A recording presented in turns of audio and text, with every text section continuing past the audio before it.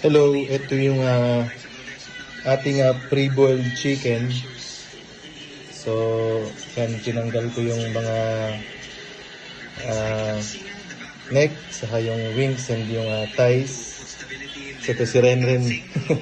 Hinihimay yung yung picho. Yan yung ilalagay namin dun sa arroz caldo. Ito for later dun sa ating pagkakain na. Tapos ito yung ating tofu. Yan yung ating lumpia. Yan. Siyempre unahin natin tong ginger.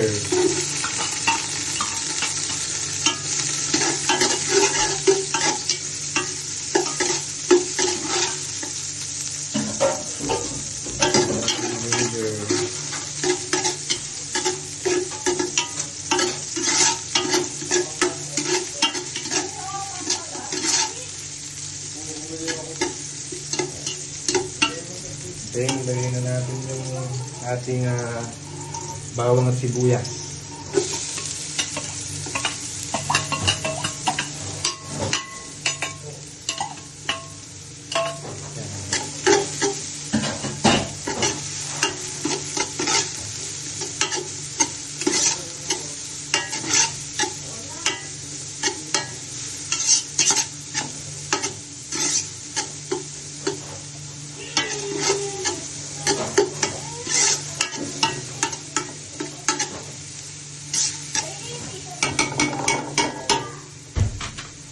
Tayo ng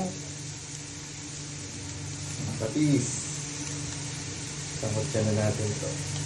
Silang.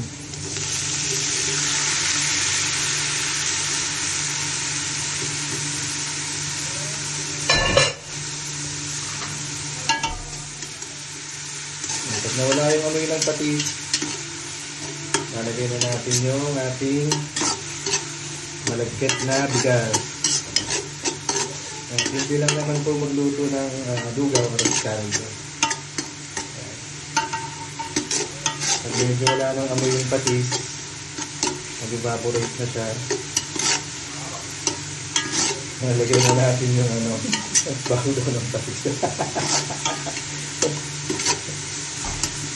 Yan. Mag-evaporate na siya. Kita nyo naman. Nalagay ko na yung ating bigas.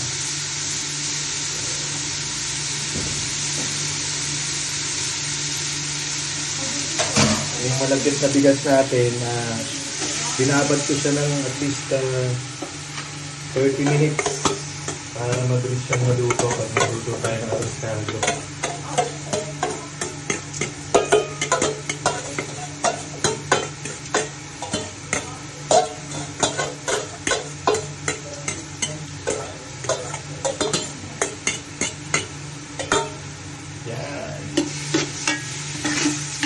Ituin lang natin sa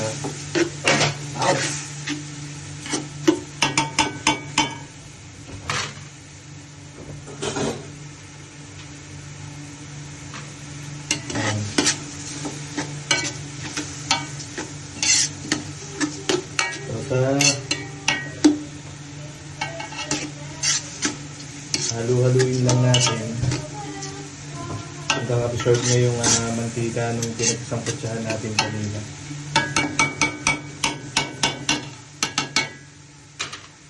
Tapos lagay tayo ng asin. Iting asin lang.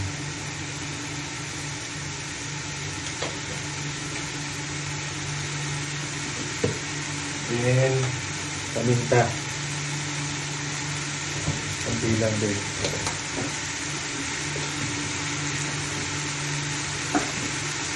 Tapos maglagay rin tayo ng chicken powder. 1 tablespoon lang. Isang kalahati na.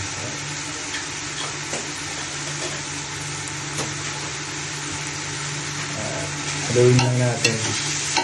Yan. Dikit na siya.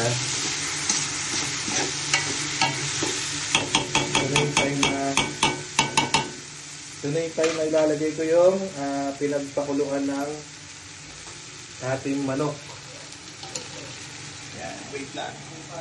Ito yung pinagpakuluan ng manok. Pagay natin siya. Siguro nasa ano to, mga 6 cups. Ilagyan ko siya ng ano, ng dahon ng dahon ng onion. Ayan. Green onion. Oh, green onions yun. Tapos, yan, hayaan lang natin siyang kumulo. Haluin lang natin. Pag kumukulo na siya, halo lang tayo ng halo hanggang maluto yung ating yung ating malagkit na kanin. Balikan natin mamaya.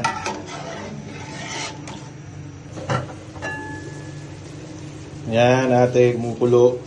So, habang kumukulo, habang niluluto, huwag kalimutang halu-haluin kasi baka masunog sa ilalim.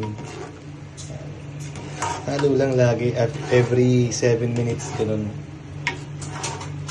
Baka kasi masunog. Tapos ito, nakikita naman na medyo lumalaki na yung malagkit na bigas. So, malapit nang maluto yan. Tapos lalagkit na rin yung binigay nating chicken broth dyan. So, balikan ulit natin mamaya. Pag malapit na siyang maluto. So, ito na nga, ate. Malagkit na, na siya. Malagkit na siya, pero hindi pa siya luto. Kung makikita mo yung mga natin, kanin, yung kaning malagkit, hindi pa siya pumuputok. So, kailangan pumutok siya yung malalaking butil niya. Mas malaki pa dito. So, yan, malagkit na siya. So, yung 6 cups natin, dadagdagan ko pa siya ng ng 1.5 cup na tubig. So, antayin lang ulit natin siyang kumulo hanggang maluto yung ating kanin na malagkit. So, papakita ko mamaya kung paano yung luto na siya. Kasi malakas kumain ng tubig ang ating malagkit na kanin. So, yun. So, ito na. Nag-absorb ulit siya ng tubig, pero maluluto na siya. Malapit na siyang maluto. And kung nakikita nyo, ayan, medyo yung iba, nag-expand na yung kanyang, yung bigas. Ayan, no? So, ako, sobrang lapot nito, magdadagdag pa ulit ako ng siguro 2.5 cups ng tubig ulit.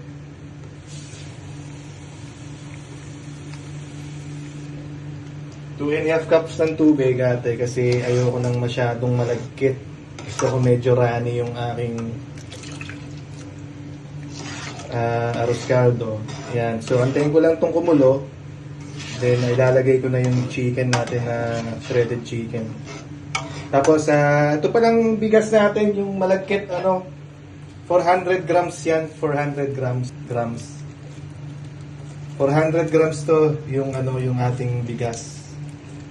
Tapos ito, nalagay ko na yung kasuba. Pag wala naman kayong kasuba, kung nasan man, ikaw ate, okay lang. Itong kasuba kasi ito yung nagpapayelo sa ating lugaw sa arroz caldo. So, antayin na lang natin itong kumulo. Pag kumulo na, lalagay ko na yung shredded chicken tsaka yung chicken parts. Yan, luto na siya. So, ganito ako kalapot maglugaw. So, ito na yung shredded chicken natin. Nalagay ko na siya.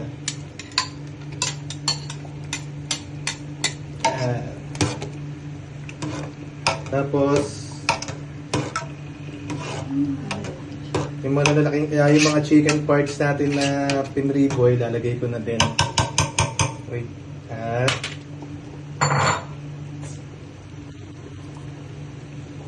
So, ito yung chicken parts natin. So, lagay na natin siya isa-isa. Then, takpan na lang natin siya. Luto na yan. So, yan na yung ating lugaw, arroz caldo. Yan. So, konting halo na lang para hindi na madurog yung chicken natin. Yan. So, luto na tong ating arroz caldo. Yan natin. So, yan na yung way ko ng pagluluto ng ating arroz caldo. Thank you!